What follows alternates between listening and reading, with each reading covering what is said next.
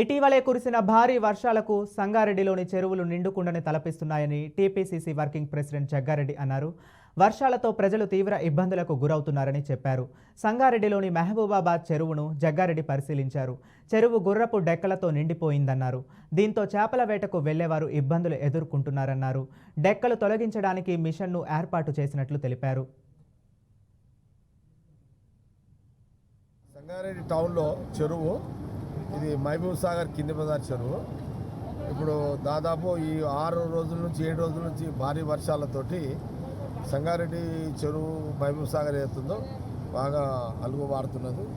మరి ఇంచుమించు సంగారెడ్డి నియోజకవర్గంలో చెరువులన్నీ కూడా నిండిపోయినాయి, అలుగులు కూడా వారుతున్నాయి. ఈరోజు సంగారెడ్డి మహబూబ్ సాగర్ చెరువు విజిట్కి వచ్చినాను. మెయిన్ ఏంటంటే ఇక్కడ ఈ గుర్రం డెక్కు అది చెరువు అంతా గుర్రం డెక్ అంతా నిండిపోయి ఉండే. ఇదంతా కూడా ఈ వర్షాలు పడడం వల్ల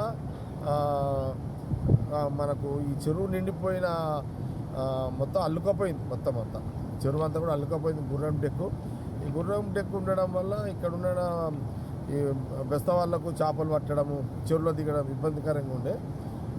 ఈ వర్షాలు రావడంతో ఫ్లోకి మొత్తం వాటర్ యొక్క ఫ్లోకి గుర్రం డెక్ అంతా కూడా మ్యాక్సిమము 60% అంతా వెళ్ళిపోయింది. ఇంకా 40% ఉంది, అది ఒక కొనాకు వచ్చింది అదంతా. ఇప్పుడు దాన్ని కూడా అదంతా కూడా పోయేటట్టుగా వాళ్ళందరూ ట్రై చేసుకుంటున్నారు.